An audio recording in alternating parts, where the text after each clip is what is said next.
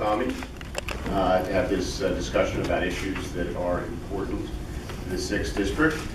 And Irma, I was going to say, there you are, Irma. I was going to say it was great to be with you as well until the last comment you said. You know, the issue about my schedule was really your date here, Will, not me. That's all right. He insisted that he attend based on all your charms over the phone. And yesterday we had a whole series of events scheduled, and he didn't show at any of them. And I tracked him down, and he was buying a new suit and getting a haircut. That might have just been a coincidence. All is forgiven. All is forgiven. But seriously, it's great to be here. Thank you for your work in organizing this, and it is great to see everyone. And I really appreciate, in particular, that people are engaged in the political debate and the political process, particularly during a year that, let's face it, it's been a little unpleasant for the American people in terms of the political debate. Because the thing you hear most when you talk to voters, aside from issues that they care about, they're just very disillusioned with the political process in general.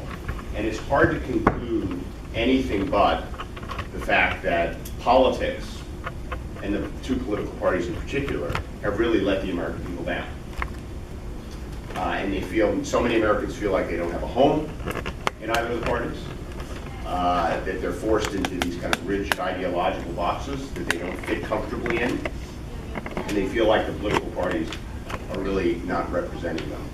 And you know, that creates an environment where people can become very disillusioned with politics, and that's really the only risk we have in this country, right? Because our advantages as a nation are so singular relative to any other country in the world. In fact, I've become more optimistic about our country now that I've had the privilege of serving it since 2012. But what really does worry me if people become disengaged and they stop participating, right? So many of you probably participated in either teaching civics or being part of basic civics education in school, and you know how important it is.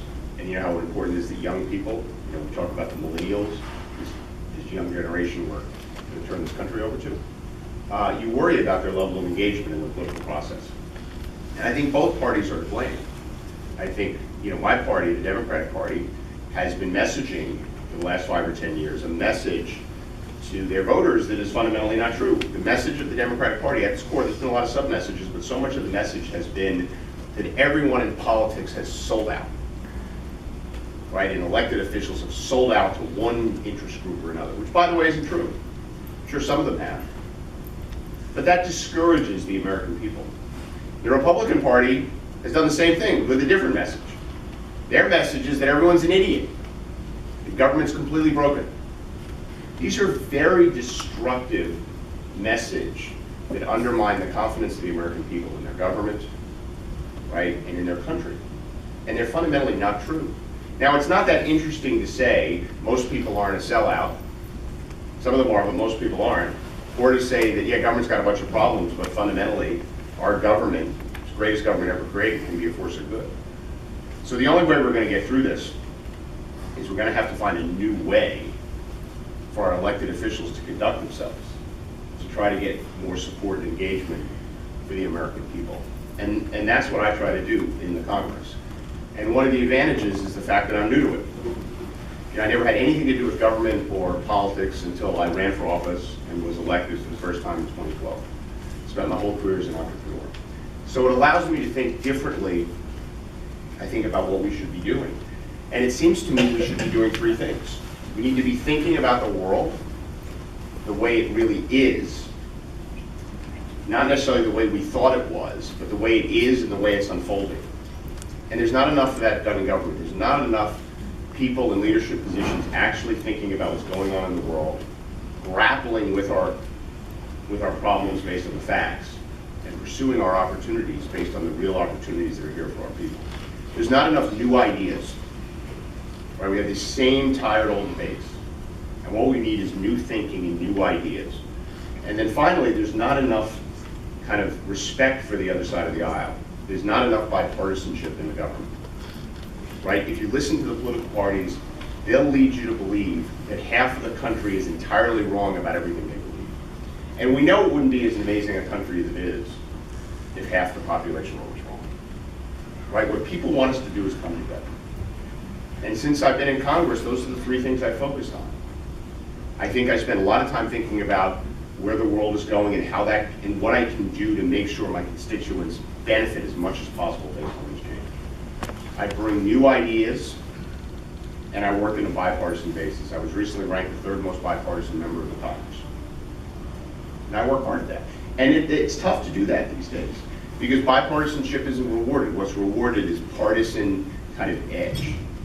But you know this because you spent all your time with kids. You spent all the time with the people that make you most optimistic. I always say the two best parts of this job is I spend a lot of time with two groups of people. I spend a lot of time with our veterans and with kids.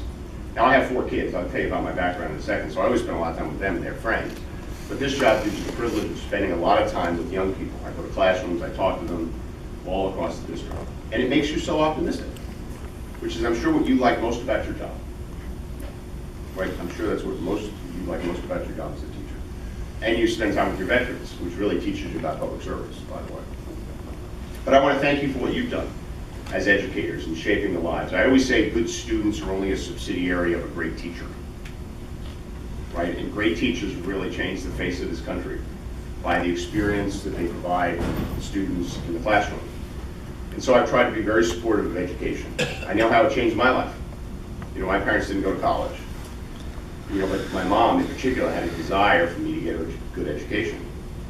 And that her passion really resulted in me having the blessing of a great education, and it fundamentally changed my life. It fundamentally changed my life. And you do that to your students. You know, one of the things I was proud of was I was recently endorsed by the NSEA for my work in education. I don't always agree with them on every issue, but they still, I think, saw in me a passion to improve the educational system, and in particular, a passion to support teachers. Because it's tougher to be a teacher now than I think it's ever been. I mean, I was never a teacher.